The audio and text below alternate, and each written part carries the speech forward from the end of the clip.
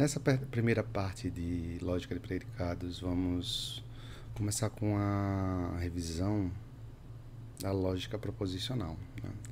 Como nós já vimos antes, na lógica proposicional, proposições, né, que podem ser verdadeiras ou falsas, são convertidas em símbolos, né? E essas proposições que representam somente uma afirmação, né, nós damos o nome de fórmula atômica. Como disse, as fórmulas podem ser verdade ou falsa.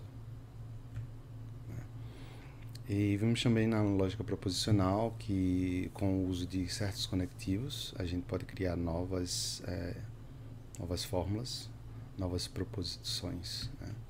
Aí temos os conectivos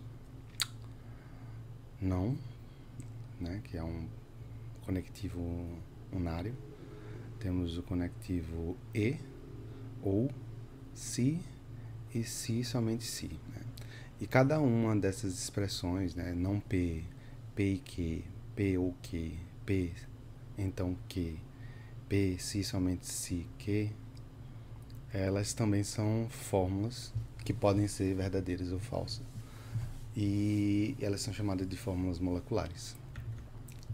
Tá, mas às vezes a lógica proposicional não é suficiente. Porque vamos a esses exemplos. Temos três frases que estão conectadas, né? Homens são mortais, Sócrates é um homem, Sócrates é mortal. Né? E se a gente transformar na simbologia da lógica proposicional, nós vamos ter 3 símbolos. E a conexão, assim, não é tão aparente de cara. Então é por isso que a gente precisa decompor as frases em sujeito e predicado. É por isso que é chamada lógica de predicados. Nós damos aos sujeitos das frases, das proposições, uma letra minúscula para simbolizar. Nesse caso, um S minúsculo para simbolizar o Sócrates. E damos ao predicado uma letra maiúscula, né? E é um homem, pode ser simbolizado por um H maiúsculo. Mas a simbolização correta, na verdade, é um conjunto das duas, né? E esse é um novo tipo de fórmula, é uma fórmula fechada, né? H de S, ou então H de Sócrates. É a simbologia que significa Sócrates é um homem, né?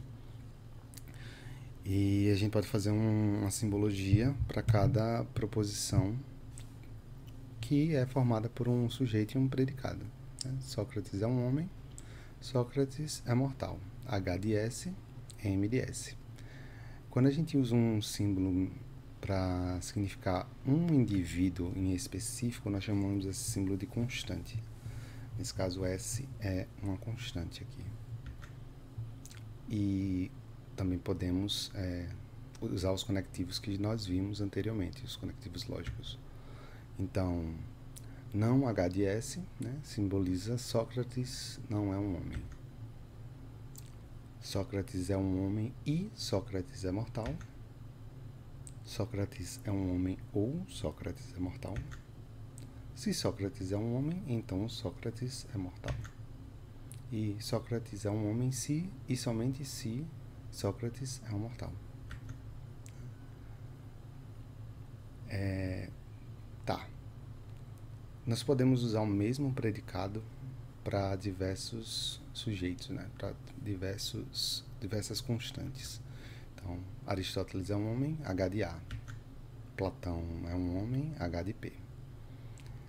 Se a gente pensar bem, a gente pode abstrair um pouco essa constante para significar um indivíduo pertencente a um grupo, né? Uma variável.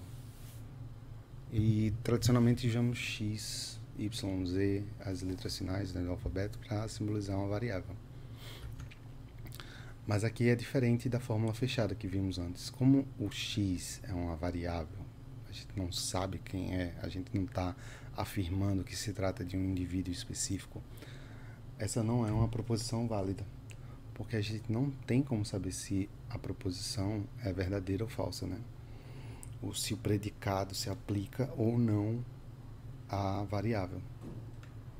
Então, para isso a gente precisa adotar novos símbolos. E os dois símbolos usados são esse A invertido e esse E invertido. O A significa para todo e o E significa existe.